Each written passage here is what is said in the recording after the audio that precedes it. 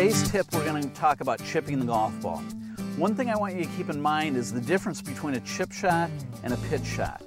When we're chipping the golf ball, we're trying to get the golf ball landing on the green as soon as possible and rolling to the hole. When we're pitching the golf ball, we're flying the ball more in the air, letting it land softly with very little roll. When we're chipping the golf ball, we chip anything from a 7 or 8 iron through a sand wedge, based on the amount of trajectory or the amount of roll we need. When we're pitching the golf ball, we're typically using our highest lofted golf club, such as a sand wedge or a lob wedge. Think of chipping the ball like you would tossing the ball underhand of the hole. As a general rule of thumb, we want to fly the ball in the air about 25% of the distance and roll the ball about 75%.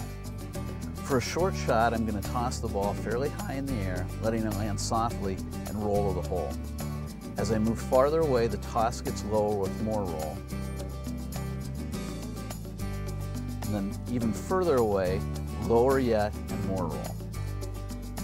So you can imagine for each of these shots, I'm probably going to choose a different club. For the closest one, I'm going to hit sand wedge or pitching wedge. For the next shot, I'll hit a pitching wedge or a 9 iron. And for the longest shot, I'm going to hit 9 iron or 8 iron.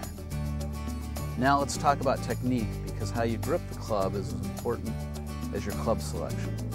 Technique-wise, what we're going to do is we're going to grip down slightly on the handle of the golf club, narrow our stance, move our ball position back in our stance, and shift the center of our gravity towards the target. All of these things promote more of a descending blow on the golf ball. In making the stroke, I want to let the wrist hinge slightly as I take the club back, and then hit down and through and finish with the lead arm and the shaft of the golf club in a straight line.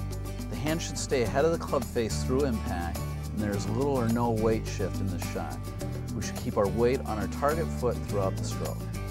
If you find yourself sculling or topping the golf ball, your center of gravity has shifted away from the target and you're flipping your hands at the ball in an effort to get the ball in the air. Remember, when you're trying to hit a chip shot, don't try to lift the golf ball in the air. Let the club or the loft of the club do its job for you. I'm Chris Foley for Chris Foley Golf Schools.